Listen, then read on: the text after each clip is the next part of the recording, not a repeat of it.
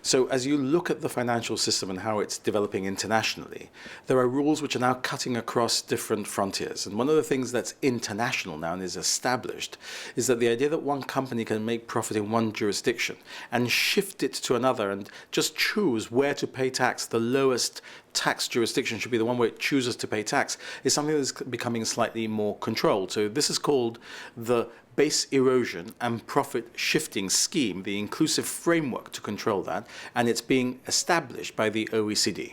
The OECD is the key G20 countries, and all of the rest of the entities, countries in the world, sign up to this model in order not to end up on blacklists, and so that we are able to continue to offer our services, our financial services, openly around the world. And you say that this inclusion into BEPS has come about because Spain has decided to lift its veto on Gibraltar. But isn't there a danger that Spain will keep putting a veto on Gibraltar until it extracts exactly what it wants from the rock, such as the tax treaty? Well, this is what international diplomacy and negotiations are all about. Look, you saw it many years ago in the context of 350. And 350 had been established as our country code for many years, but Spain was blocking us being able to use 350 into Spain, and the former administration did a deal at Cordoba which included the issue of 350, which by rights we had been suing in the European Court. We should be entitled to see Gibraltar roaming despite what the complaints that Spain was putting up. In the context of the OECD, Spain is a member. Spain was insisting that Gibraltar should form part of some parts of the OECD acquis and not form parts of others. This was becoming increasingly important to us. It's about transparency. Our argument has always been that we are entirely transparent, both with Spain and any other country in the world, under the European directives or a tax information exchange agreement, which we have been offering throughout.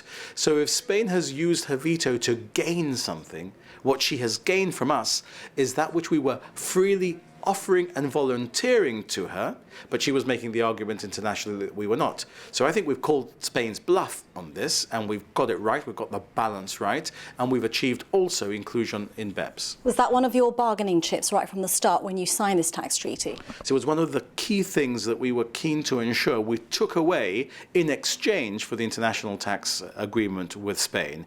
That and issues relating to blacklists, etc., which I've already explained. So this is the one first key gain for Gibraltar from the international tax treaty with Spain. Well, we know that Spain sometimes refers to Gibraltar as a tax haven. Does this now mean that it will no longer be able to do so? Well, certainly as far as I'm concerned, nobody can fairly refer to Gibraltar as a tax haven. David Cameron said as much some years ago at the dispatch box at Westminster when he was Prime Minister. It's unfair to try and qualify that Gibraltar is a tax haven in some way. We have all of the rules on transparency, indeed more rules on transparency than many other states, and therefore anybody who pretends that we are a paraíso fiscal, to use the Spanish terminology, or tax haven, is getting it badly wrong, and they're being very unfair and unobjective. With the international tax treaty with Spain in particular, I think the terms of that demonstrate to anybody who is prepared to investigate, at least by scratching the surface, that there's absolutely no way that you can fairly characterize Gibraltar as a tax haven, especially if you're Spain. Well, can we expect any other vetoes to be lifted as a result of the tax treaty? Well,